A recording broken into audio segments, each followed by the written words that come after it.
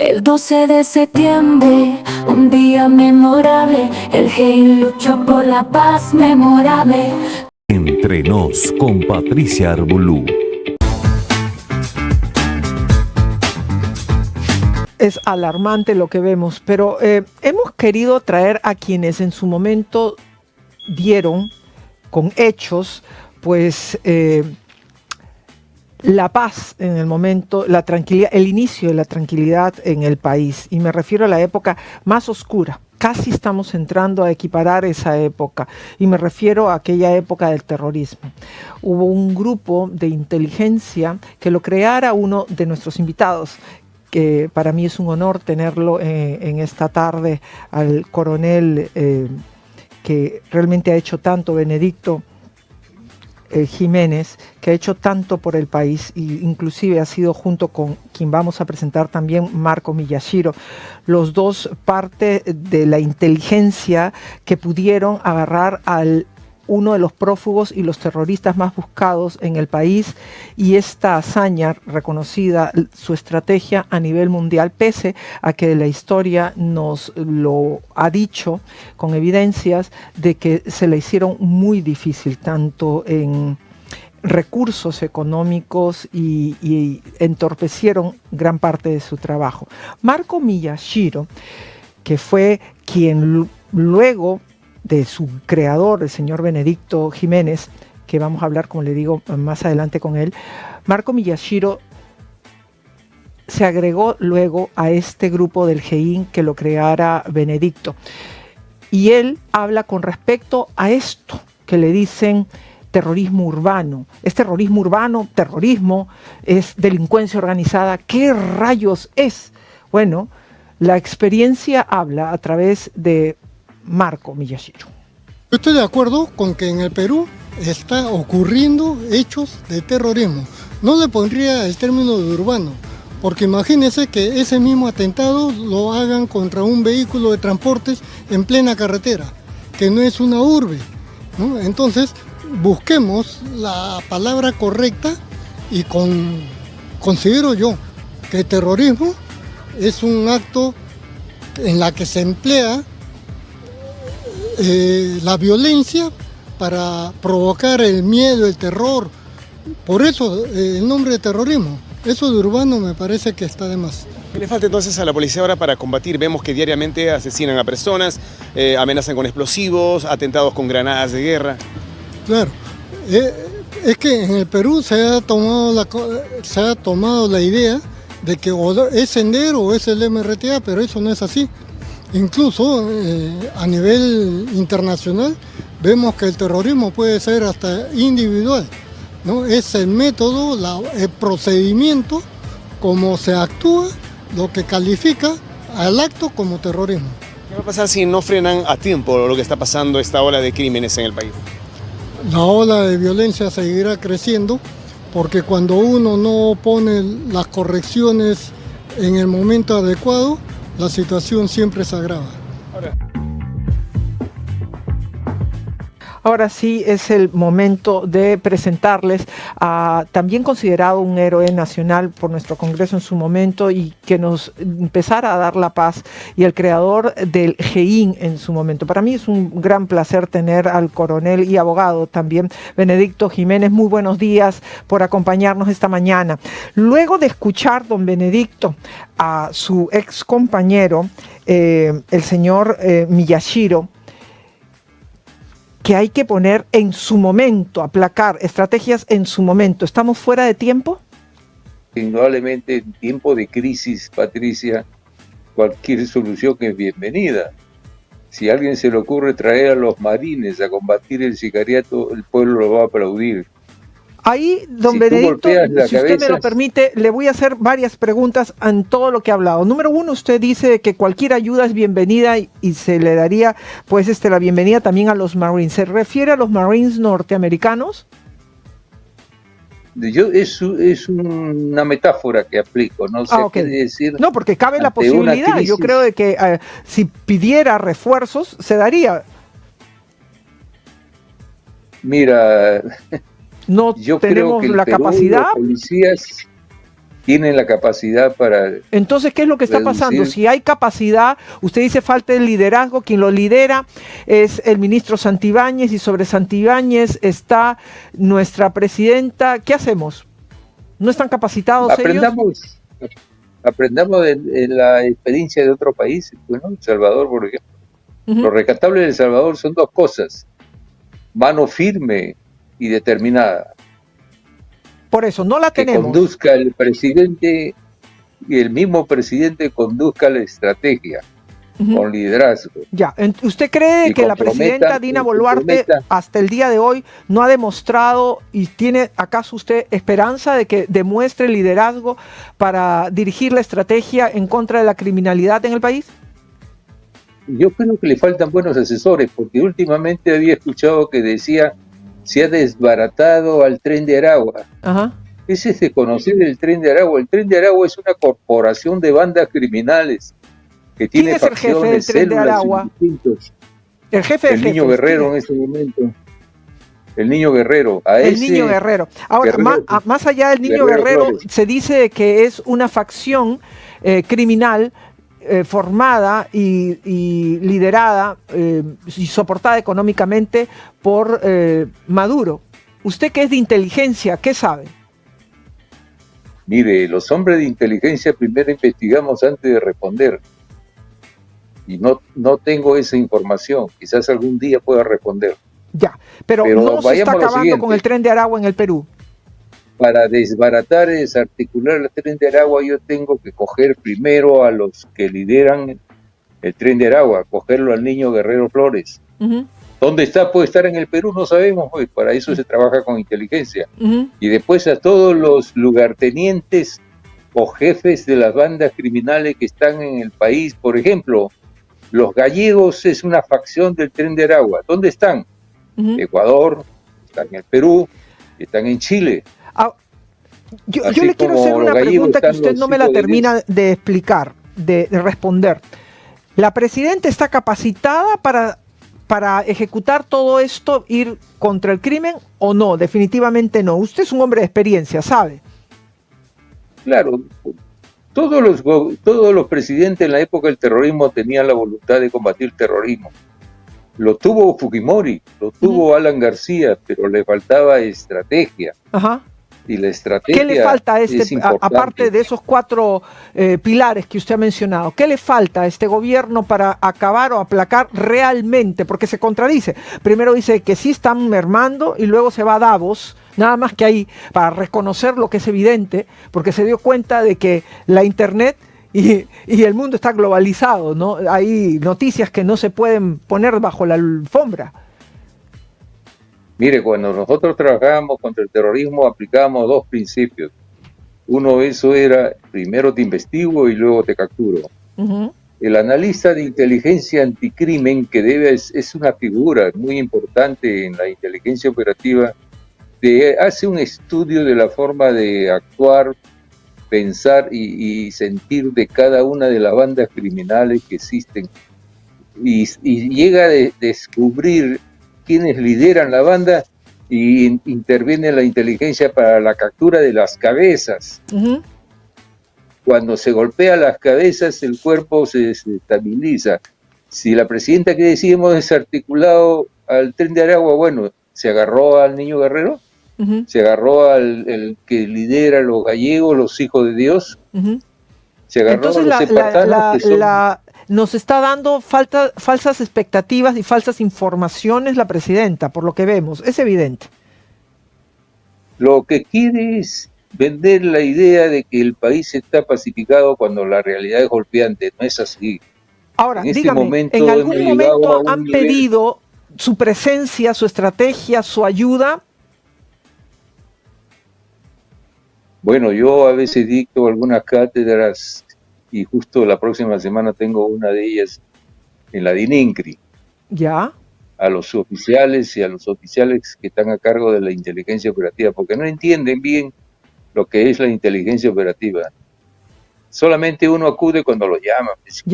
¿Cuántas veces lo han llamado a usted? Porque dice que la próxima semana irá. ¿Cuántas veces en este gobierno lo han llamado a usted? Ninguna vez. O sea, hay una autosuficiencia, soberbia y vanidad de creerse que ellos tienen la solución cuando no leen la historia y lo que se ha aprendido de la historia. Ujú. Nosotros Pero eso es un encontramos problema la de todos los estrategia peruanos, ¿no? adecuada. ¿Está de acuerdo con eso? Yo creo que sí, eso está en nuestros genes. O sea, hay que ser más humilde y aceptar que podemos aprender de lo que más saben, ¿no? Sí, definitivo. Ahora, dígame, don Y eso Benedicto, no, ¿quién lo ha invitado entonces para esta capacitación? la ININCRI. La DININCRE lo ha invitado. Y es la primera vez. Es la primera vez que me invitan. Y Ajá. yo voy a ir, ¿sabes por qué voy a ir? Sí. Para enseñarles cómo aplicar la inteligencia operativa para la captura de quién. De Erin Moreno Fernández, por ejemplo, el monstruo, que todo el mundo lo busca. Ya. Hay que seleccionar buenos agentes que piensan, que coman, que se duerman pensando en el monstruo. Ajá. Y ese en 30 días debe estar capturado. Si se captura el monstruo, tienes San Juan del Lurigancho por lo menos tranquilo un buen tiempo, que ello puede haber ser reemplazado en cualquier momento, ¿no? Oiga, don Benedicto, quiero hacerle varias preguntas aprovechando su capacidad y experiencia y por lo que sabemos también de todo lo que usted ha pasado. Empezaré preguntándole una cuestión que la vemos todos los ciudadanos. ¿Usted piensa de que la policía se ha politizado? Gran parte de la policía, principalmente los comandos, se han politizado. Y es porque, si vemos la naturaleza de la policía es un ente político al final que soporta los efectos y las decisiones de los gobiernos de turno. Ajá. O sea, es parte de la naturaleza de la policía ser un factor político. Sí, pero usted, por ejemplo, no. Usted cuando creó el GEIN, usted no estaba subordinado a Fujimori. Tengo entendido, inclusive, de que hubiese sido otra la fecha del 12 de septiembre del 92, donde se capturó a Abimael Guzmán. Tal vez hubiese sido antes, si eso es verdad, dígamelo, en una casa por Chacarilla, donde sabían ustedes que estaban ahí, pero hicieron lo imposible para que no se dé la captura. ¿Fue cierto eso? Ese es un cuento chino. Te puedo decir lo siguiente. Ya. Cuando se entrevistaron a la camarada Nora en la cárcel, un sociólogo que luego escribió un libro, le preguntó cómo se habían dado cuenta y lograron fugarse, y ella dijo lo siguiente, que detectaron la vigilancia. Ajá. Esa es la verdad. ¿Usted cree que si hubiese sabido Montesino, Fujimori, que ese 3 de diciembre del año 80 en la casa de Chacarilla estaba Guzmán, ellos mismos se hubiesen atacado, hubiesen golpeado la casa, no iban a esperar que otro lo haga? En 1992 fue eso, ¿no? Eso fue en 1990. 90. El 3 de diciembre de 1990. Que supuestamente, pero no fue verdad. No, es una tesis trasnochada que hasta ahora se maneja con oscuros intereses, indudablemente. Es ahora, desconocimiento de la historia. Dígame, don Benedicto, muchos dicen de que el terrorismo no lo aplacó Alberto Fujimori. ¿Quién realmente fue quien aplacó el terrorismo según usted en el Perú? El terrorismo, la captura de Guzmán, que fue clave, que fue gravitante para lograr la pacificación, fue un trabajo netamente policial. Del GEIN. Tuvieron que ver, digamos, el APRA, el ministro Mantilla, cuando estaba de ministros, se allanó la casa de Monterrico, por ejemplo, el 1 de junio del año 90. El mismo ministro se dio cuenta de un detalle. Él dijo lo siguiente, cuando fue a visitarnos después de esa gran operación Monterrico, dijo lo siguiente: miren, yo me equivoqué en la estrategia. Ese es el gran problema, la estrategia. Yo pensé que la solución iba a ser en el campo, con las Fuerzas Armadas. Para eso compramos armas. Pero ustedes han encontrado el camino correcto, sigan nomás porque ya nosotros no vamos. O sea, el GEIN se crea durante el APRA, luego continúa con Fujimori, Y Fujimori tuvo la suerte, porque fue una suerte. Usted debe recordar que hubo un autogolpe y que no fue bien visto, ¿no? Ujú. Ese autogolpe, y justo cayó Guzmán y consolidó su gobierno Fujimori. Ujú. En buena hora, porque Ujú. al final el pueblo fue el más beneficiado. Ujú. Y justamente cuando da el golpe Fujimori, se da un paquete de leyes antiterroristas y se habla de la ley, el decreto legislativo 895 del 22 de mayo del año 92, y se habla del terrorismo agravado, que luego pasó a ser terrorismo especial, Ajá. que es la madre del cordero de lo que ahora quiere crearse el terrorismo urbano. Ya. O sea, el terrorismo viene del año 92, Ajá. le llamaban terrorismo especial, contra las bandas y organizaciones criminales. En ese entonces no se hablaba de sicariato, se hablaba de ¿Y extorsión, por qué han secuestros y empezado robos. a cambiar la terminología? Para que no exista confusión, porque igual le hubiesen puesto terrorismo especial o terrorismo Pero se ataca agravado. igual. ¿O Claro, lo que se quiere es atacar el sicariato y la extorsión, no? Ajá. que ha agarrado niveles alarmantes en este momento. Ajá. Entonces, por eso que le han puesto terrorismo urbano. Ajá. En buena hora, colóquenle el nombre que quiera, pero que debe aprobarse esa ley, Ujú. porque las leyes excepcionales o de emergencia que creó Fujimori dieron buen resultado por un tiempo. Después hay que volver atrás, Ujú. porque después de esa ley especial, el fallo del Tribunal Constitucional 2001 decretó de que debía volverse foja cero y todos los procesos y las sentencias pasaban al fuero común, Ajá. porque Es se verdad. estaba vulnerando un derecho humano, que es los intereses de la delincuencia común no pueden ser iguales que la delincuencia ideologizada de los terroristas. Ajá. O sea, volvieron atrás el año 2001. Eso es lo que va a pasar con una ley de ese tipo de terrorismo urbano. Que se dé. Hay que dar mano dura, porque va a elevar las penas. Y va a Ahora, hacer pero participar, tenemos ¿sabes a quién? capacidad en penitenciaria para poder albergarlo, porque por ejemplo en los Estados Unidos de América el presidente Donald Trump está negociando con el presidente Bukele para que pueda albergar a migrantes que no puedan enviárseles a su país. Se está negociando Mira, eso. Pregunto, en el caso de Perú, ¿tenemos cárceles suficientes? están sobrepobladas. Lo primero que hay que hacer, cualquier aspirante a presidente, esos que quieren ser presidente, deben hacer una reforma completa y total del sistema penitenciario. Cerrar Castro Castro, cerrar el Lurigancho, porque son cárceles que están cerca de ¿Y las qué hacemos ciudades con todos y los se reclusos? benefician. Y hacer penales, por lo menos un par de penales de modelos de seguridad. ¿De cuánta capacidad cada altamente uno ese seguridad. par, don Benedicto? Mira, ahorita hay una sobrepoblación en Lurigancho y Castro Castro. Ajá. Yo pienso que podría ser de unos 3.000 por lo menos, pero de los jefes o cabecillas de estas bandas criminales hay que mandarlos ahí, esos nuevos penales. ¿Dónde? En lugares de temperatura bajo cero, como está Chayapalca.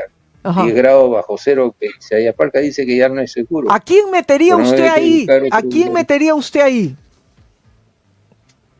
Ahorita, Sí. si se le detiene al primero, a Eli Moreno Fernández, el monstruo que El está monstruo. generando problemas. Oye, don Y Benedicto. mandarlo, ¿sabe qué? Mandarlo a Alex Smith Lucano, Ajá. que lo conocen como Jorobado, que es rival que estando en Castro Castro sigue dirigiendo las extorsiones. Hay que mandarlo también a Jorobado. Pero algo está pasando en estos centros. Si usted me lo permite, nos vamos a un corte comercial. Quisiera hablar un poco más con usted, ya que usted también dirigió en su momento el INPE.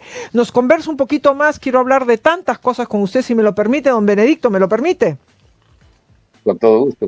Muchísimas gracias. Nos vamos rápidamente a un corte comercial. Cuando regresamos con uno de nuestros héroes de la paz de nuestra patria. Ahora más que nunca, de lo que vemos, de tanta delincuencia, de la falta de estrategia. a don Benedicto Jiménez. Venimos con el coronel en los próximos minutos. Solo aquí en Entre Nos pasa la voz. Muchísimas gracias por volver. Feliz dominguito nuevamente. Si nos estás escuchando por la radio, por la 91.9 de la FM, la radio con fe, muchas gracias. Conduce bien. Utiliza tu cinturón de seguridad, y a todos nuestros amigos de todas las plataformas, muchísimas gracias por acompañarnos. Seguimos en este diálogo con don Benedicto Jiménez, quien fue parte de un grupo especial antiterrorista que investigó y que persiguió a uno de los criminales más grandes a nivel mundial, uno de los terroristas más buscados, y nos referimos a Abimael Guzmán. Él creó este grupo del GEIN, y junto con otros grandes como Marco Miyashiro, entre otros, pues con rigurosidad, disciplina, sigilo, y con el empeño de entregarnos la paz, pues dieron ese gran golpe, y desde ahí empezó el país a ver la luz al final del camino. Ahora, quiero hacerle una pregunta. A usted, después de todos estos hallazgos, esta entrega de pasión y de compromiso que nos dio, pues él ha vinculado muchas cosas, ¿no? El caso de Orellana, de que usted lo defendió, que él estuvo prófugo, luego lo apresaron, y luego está en un estatus que no sé, y acláremelo, si ya usted está totalmente liberado con eso. Mira, ese tema prefiero obviarlo por el momento, basándome en un derecho y principio constitucional, que es la presunción de inocencia. ¿Usted cree que lo están persiguiendo políticamente por haber ido en búsqueda de Abimael Guzmán? Yo no sé el motivo, pero sí se cometió mucha injusticia y se sigue cometiendo mucha injusticia con respecto a mi persona. Yo entiendo que a veces ya uno llega a un momento, mira, yo voy a cumplir 71 años, uno se vuelve tolerante y comprensivo de la naturaleza humana y nada debe extrañarnos. ¿Y usted cree que eso es bueno para el país? Porque me preocupa el hecho de que usted no quiere exponer algo y sabiendo ustedes de las entrañas cómo están las cosas y por tanto tiempo. Entonces sí me preocupa que las personas que nos estarán mirando dirán, imagínate, si a él le pasa eso y prefiere no hablar, es porque hay tiburones más grandes que él. Mira, lo único que uno tiene es la conciencia tranquila, y te cuento una anécdota. El dinero nunca fue atractivo para mí. Cuando se trató de distribuir la recompensa de la captura de Guzmán, era $1,5 millones. El general Quetín Vedal me dijo, tú como jefe operativo vas a recibir $300,000. Que era para comprarse 5 inmuebles en ese entonces. Yo, ¿sabe lo que le dije? Señor, mi general, le digo, a todos por igual, desde el principal, desde usted hasta el chofer o mecánico. Se distribuyó a todos por igual, por eso que nunca los del GEIN se quejaron de la recompensa. Eso te da una idea. Perdón, ¿entre cuántos fue el $1,000,000? $1,5 millones, fue entre 82 integrantes de la GEIN. Entonces les tocó muy poquito, ¿no? Casi $15,000 a cada uno. Muchos metieron a CLAE, se perdió la plata. ¿Y usted dónde la metió? Otros lo verán. Yo la dediqué para los estudios de mis hijos. Ah, qué bueno. Buena inversión. Ahora, otra pregunta. Usted como director del INPE, usted sabe que ha sido un tanto difícil de que tomen acción, se ha tenido que después del Tribunal Constitucional, un habeas corpus, y luego nos enteramos que el abogado César Nakazaki, junto con la hija del general Hermosa, presentaron una nulidad del habeas corpus para pedir su libertad, que lo pidió una ciudadana, María Soledad Cóndori, una ciudadana común que dijo, no puede ser, sale Rivera Lazo y no pasa nada, no. Y lo pidió, se lo concedieron, pero automáticamente Nakazaki junto con la hija pidieron nulidad. Y yo tengo una percepción, usted dígame si estoy equivocada, ¿es acaso que no conviene que Hermosa Ríos esté libre? Finalmente está libre desde el pasado martes, pero ¿no conviene? Mire, por cuestión de humanidad, porque las prisiones no deben transultar la vida de un reo según derecho constitucional. Estamos claros. Ha salido en libertad, yo creo que es porque él tiene grandes enfermedades en este momento. Estamos claros y no se le ha conmutado la pena, es por cuestión de humanidad y derechos humanos, pero se han demorado. Pero mi pregunta va el hecho de que no he visto que en la prensa hayan estado, como en el caso de Rivera Lazo, pendientes. Aquí ni siquiera fueron a Ancón 2, ni siquiera al hospital, nadie, no hablaron. Con la justa va a salir en libertad. El 21 de diciembre pasado lo dijeron porque la Constitucional lo dijo. Ya le digo, esta ciudadana interpuso eso y entonces el martes dijeron, va a salir libertad. Eso fue todo lo que se ha dicho. Pero de repente yo veo de que esto de que nulidad de la habeas corpus que pedía la libertad y eso, ¿qué está pasando? ¿No quieren verlo libre? ¿Qué pasa con los militares? Póngame al día, ¿de qué me perdí? Bueno, los militares están muy resentidos porque ellos ven muchos una persecución que nunca termina. No obstante que han salido leyes que le favorecen, como lo relacionado al delito de lesa humanidad que prescribe, los jueces no quieren aplicarlo. Ajá. Incluso hay generales que teniendo 70 y tantos años han sido sentenciados 25 años prácticamente a una muerte segura. Entonces se nota lo que ellos dicen y yo también pienso, hay un odio de clases, le llaman, ¿no? De jueces que miran a los militares como si fueran enemigos. ¿Y esto es producto de qué? Que nunca se hizo un análisis del árbol genealógico de los jueces y fiscales, operadores judiciales en este momento que toman las decisiones en procesos contra los militares y policías, que tuvieron familiares que murieron en el frontón, por ejemplo, que murieron 130 terroristas. ¿Dónde está su árbol genealógico?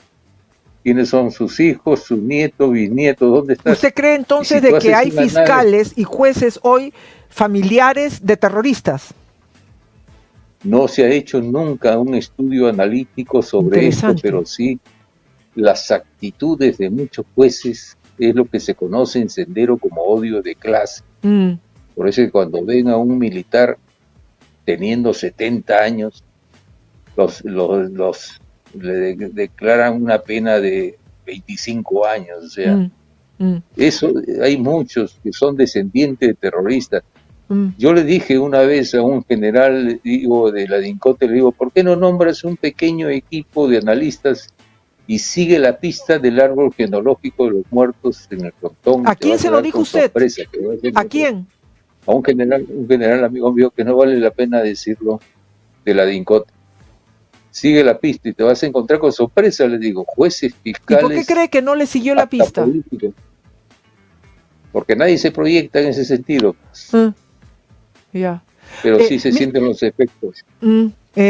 A usted se le relacionó también con Fernando Ceballos, ¿no? Y ahí es donde sale usted del INPE, ¿no? Él todavía está preso. ¿Por qué ese afán de quererlo a usted conectar siempre con eso? Cuénteme.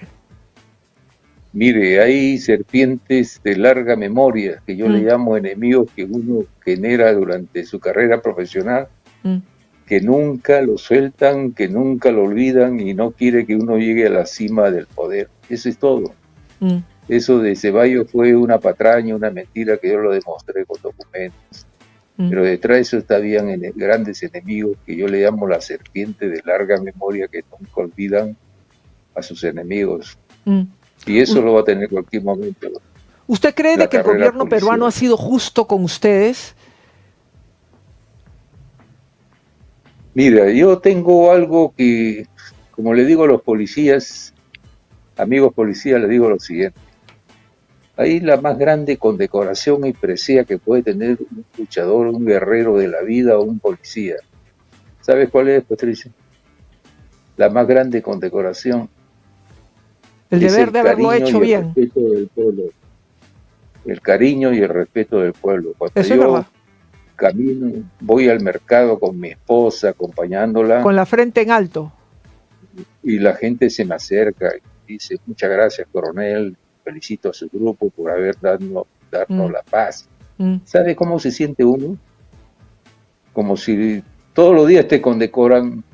Ese cariño y respeto del pueblo, yo le digo a los policías, hay que ganarse Es verdad. con trabajo, Mm.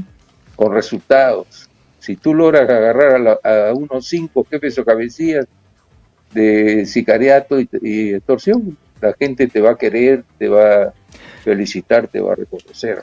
El pueblo peruano es muy agradecido, Pero también muy olvidadizo.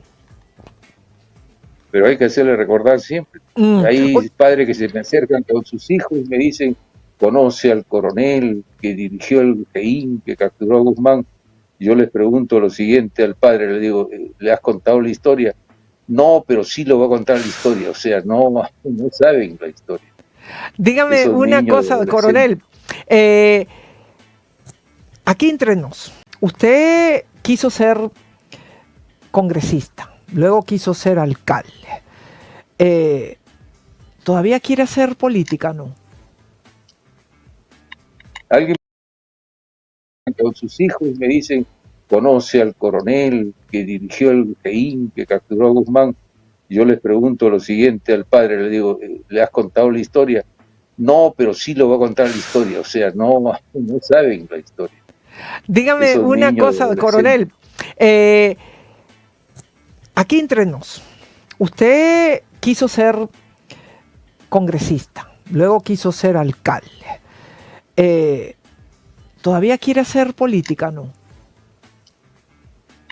Alguien me dijo una vez algo que tiene sentido, me dijo, si tú quieres vivir en paz en este país, aléjate del poder y la política y vas a vivir tranquilo. ¿Le hizo caso a usted? Quizás como asesor, pero cabeza de campaña ya he tenido ya 2 experiencias con el APRA. Conozco bien lo que es hacer campañas, he estado a puerta de... ¿Pero se siente mal por congresista. haber acompañado al APRA en su momento o no? No, fíjese, yo le tenía gran cariño y respeto a Alan García. Y él siempre cuando me llamaban, con todo respeto y cariño también, me llamaba para dar algunas charlas. ¿Usted cree de que Y lo fueron hacía. realmente a perseguir a Alan García? ¿Qué le diría usted a Harvey Colchado si lo tuviera al frente? Mire, yo siempre he cuestionado esa operación que se hizo sin ninguna planificación y sin ningún criterio, porque si hubiesen querido detener a Alan García ese día a las 11 de la mañana estaba citado para una comparecencia, Así es. una declaración. Esperaba que salga y ahí lo hubiesen detenido y después con su propia llave a su casa. Una ¿Cuál mala cree intervención. usted que fue la verdadera intención? ¿La que ocurrió?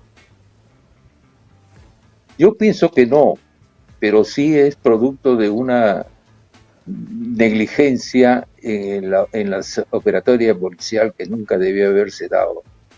Siempre uno cuando incursiona o allana una casa tiene que verse en las posibilidades y estudiar y conocer, pues Claro. Alan García sabe que era bipolar, ¿no es cierto? Tenía un momento de optimismo y después de depresión, ¿no? Tomaba medicina al respecto, o sea, y siempre como presidente podía tener armas. El GEIN nunca el GEIN rompió puertas. Jamás utilizamos artilugios o herramientas, siempre esperábamos que salga y a las 2 cuadras se le detenía y con su propia llave se ingresaba a la casa. Ahora, ¿usted No cree aprendieron que la la lección actitud de de Harvey Colchado, si usted fuese su superior, lo amonestaba, lo echaba, ¿qué hacía? Lo sancionaba indudablemente por una mala operación que conlleva a la muerte de un expresidente, que ha sido 2 veces presidente. Eso no obedecía a un plan de intervención o de allanamiento, se hizo a la guerra, como quien dice, al champazo, a la mediocridad, para el afán de protagonismo. Y ese es el problema de Harvey Colchado, el protagonismo, la soberbia, la vanidad, que hasta ahora no la supera, no debe ser más humilde. ¿Y qué le parece Vela y Domingo Pérez? ¿Quién? Vela y Domingo Pérez, este par de fiscales Robin Hood, y ¿qué le puedo decir? Bueno, Batman y son Robin. traidores a la patria. Yo Estamos le de llamo acuerdo. traidores a la patria Estamos de acuerdo. del momento que no supieron manejar el tema de Odebrecht. Mm, Prácticamente son traidores que mañana más tarde van a tener que pagar con la consecuencia, como muchos, sí, ¿ah? Porque acá existe el karma. ¿Sabes lo que es karma, no? por supuesto. Por ejemplo, la doctora Marita Barreto está pagando su karma también. Mm, Enriquecimiento ilícito de una casa que vale cerca de $1 millón. mm. Y la pegaba digamos, de honesta, Mm. que luchaba contra la corrupción. Pero la fiscal Y así- Delia Espinosa como que le cuesta investigar, ¿no? Como que le cuesta, ¿no? Pero, Le falta lo que decíamos anteriormente, que te llamó la atención a ti, mano firme y determinada. ¿o será porque ella también en parte no sabe cómo explicar la adquisición de su dinero en 2 años, precisamente los años de COVID? Bueno, algo debe tener que la debilita y no ejerce el poder como que el que lo tiene. Oiga, dígame, ¿usted cree de que volvería los jueces sin rostro? ¿Son necesarios o no? Mira, cuando se dio el terrorismo especial en el 92, habían fiscales y jueces sin rostro y tribunales sin rostro.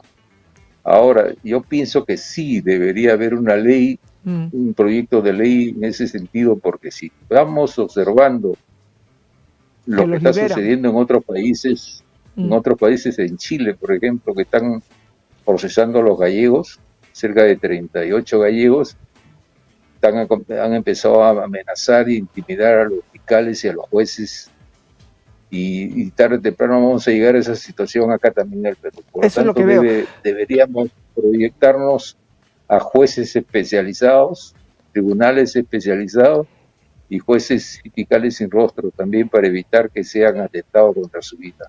Yo lo que veo es que nos falta de proyección y mirar lo que pasa también fuera de nuestras fronteras para poder advertirlo a tiempo y ejecutar acciones a tiempo en nuestro país. Eso es lo que yo modestamente veo. Don Benedicto. Lo que se conoce como inteligencia prospectiva. Estamos a puertas de empezar un año, ya estamos preelectoral. La pregunta es, hay investigados por terrorismo que ya tienen sus partidos. Puca Bellido, Guillermo, Puca Bellido, Guido Bellido, ha sido premier e investigado por terrorismo hasta la actualidad, y Guillermo Bermejo. La pregunta es, ¿el Perú está en peligro? Y estos pseudos terroristas izquierdistas de extrema, por ejemplo, mañana más tarde, cuando llegan a la burocracia, cambian su forma de pensar y actuar. Se vuelven burgueses, se vuelven como Guillermo Bermejo, por ejemplo. Bueno, recuerde que dijo pelotudeces democráticas, que ellos no iban a dejar el poder. Claro, pero en estas elecciones vamos a tener que acostumbrarnos a eso, que van a haber una serie de extremistas que van a tratar de tener una curul, y es porque hemos perdido el sur del Perú, hemos perdido Puno, para la derecha hablando, ¿no? Perdido Puno, Cusco, Huancavelica, Purímac. Hay que llegar a ellos con resultados. Y no se ¿Cómo? hace. ¿Cómo ejemplo, se llega ahí? Por ejemplo, ¿qué se hace con el canon minero? Esos presidentes de la región que manejan el canon minero, apenas existe alguna sospecha mínimas. Hay que investigar. De que se dude. Eso es lo que yo digo, ¿por qué no están haciéndolo? Minero, se tiran la plata, pues es lo que pero por eso, pero ¿por qué no los investigan? Debería hacerlo la policía. Pero por eso, eso es lo que no entiendo, o es que adrede dejan de que toda esa parte de nuestro territorio y nuestros hermanos se sientan abandonados, cuando tienen el dinero, que, aparte que es un privilegio por su zona, pues del canon minero, que sí se tiene. ¿Por qué no les dicen la verdad? ¿Por qué les dejan de que les mientan? ¿Por qué solamente dirigen la culpa supuesta a la capital y al gobierno central? Eso es lo que yo no entiendo. Y se quedan tan tranquilos que los culpen también, ¿eh? Claro, Cusco tiene canon minero y la población es pobre. Es increíble, esas grandes contradicciones se dan. Y muchas cosas, ese dinero se dilapida por corrupción nada más, y malas inversiones. Se hacen monumentos que no tienen sentido cuando deberían hacer carreteras, luz, por supuesto, agua y desagüe, escuelas, por ejemplo. Pero usted dice que la policía los tiene que investigar, pero también una mano dura de decirles y reclamarles, ¿no? Decirles, ustedes, hermanos, tienen dinero ahí, ¿cierto? Claro, esa mano dura tiene que venir de la presidenta. Sí, pues, pero la presidenta, dicen, póngame 00. Ahora, por último, don Benedicto, para usted, ¿Guillermo Bermejo es terrorista? Por lo menos es filosenderista. Y también filosenderista porque estuvo ligado al grupo del BRAE. Ese grupo del BRAE en este momento es ¿Usted cree de que hasta el día de hoy ya no? Él es un líder cocalero, apoya a los cocaleros. Pero aparte de eso, él está muy vinculado a la Coordinadora Continental Bolivariana, que es la corriente cubana nicaragüense. Y también era una especie de coordinador con grupos extremistas como el grupo del BRAE. Tenga por seguro que este grupo del BRAE está adormecido, congelado en este momento. Ellos van a ser fuente de financiamiento de las elecciones y ahí se va a acercar Guillermo Bermejo a pedir dinero al grupo del BRAE, que es narcoterrorista. Por eso le digo. O sea, él nunca, su mente va a cambiar. Habría que cambiarle el cassette mental y eso es complicado. El que ha sido terrorista morirá como terrorista. ¿Y Guido Bellido es terrorista? Yo pienso que es un extremista, pero es que el término terrorista es un término muy complejo. Bueno, que hayan estado ligados directamente con Sendero Luminoso o el MRTA, que han sido los dos grupos.